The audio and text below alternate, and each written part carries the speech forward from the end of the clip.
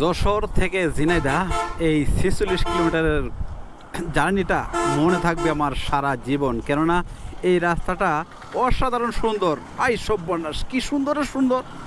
সুন্দরের ঠেলায় অ্যাক্সেলেটারে হাত দেওয়া যায় না, কারণ হাত দেবো কি, গাড়ি লড়াইতেই পারি না, গাতায় গোটায় পড়ে থাকে।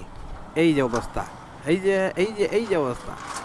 ৪৬ কিলোমিটার রাস্তা আমার জার্নি করতে সময় সময় লাগলো প্রায় 2 ঘন্টা। আর যেখানে এই ৪৬ কিলোমিটার রাস্তা সর্বোচ্চ সময় লাগার কথা আমার 30 থেকে 35 মিনিট। আর এখন কোন দিকে তো জানি না ভাই। ঝিনাইদহ কোন দিকে? ঝিনাইদহ হাইওয়ে রোডে বাইক রাইড করা বা বিভিন্ন যানবাহন নিয়ে চলাচল করা যদি কিনা এরকম ভাঙ্গাচোরা রাস্তা হয়, এটা কতটা যে কষ্ট যারা একমাত্র এই বাইক লাভার আছে বা বাইক চালায় তারা বোঝে। মূলত বড় বড় গাড়িগুলা, যারা 4 চাক্কা গাড়িগুলো আছে, ওরা হয়তো বা এটার সমস্যার সম্মুখীন এত বেশি হয় না, কিন্তু এই 2 চাক্কা যানবাহনে আমরা যারা চলাচল করি, বিশেষ করে বাইক, তারা কিন্তু খুবই সমস্যার সম্মুখীন হতে হয়। কেননা এখানে জাকুনি পাশাপাশি কন্ট্রোলিংয়ের একটা বিষয় থাকে। আর তাছাড়া এই হাইওয়ে রোডে চলা মানে একটু সময় বাঁচানো, চলে যাওয়ার জন্য হইলো এই হাইওয়ে রোড বাছাই করে নেওয়া। এই হাইওয়ে রোড যদি হয় এরকম ভাঙ্গাচোরা, তাতে আমাদের চলার গতি থেমে যায়, যেখানে অনেক ক্ষতিগ্রস্ত হয় আমাদের বাইক সহ বিভিন্ন গাড়ি যন্ত্রাংশ।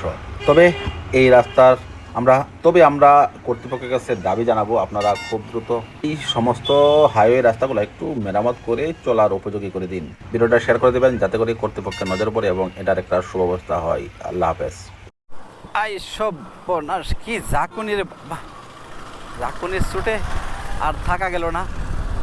এই একটু ভালো আছে, কিন্তু তারপরে কখন যাবার এরকম জাকুনি শুরু হয়ে যাব। ওই যে সামনে আবার আসতেছে জাকুনি। মোট কথা এই 40-45 কিলোমিটার রাস্তা, যেখানে সময় লাগা কথা আধা ঘন্টা থেকে 35 মিনিট। এই যে কোন দিক দিয়ে দৌড়বো থাকা, আধা ঘন্টা থেকে 35 মিনিট, এখানে সময় লাগলো আমার 2 ঘন্টা। ভাবা যায়, আই সর্বনাশ! এই সুন্দর সুন্দর রাস্তা। আর আরেকটা গাত আনামায়া।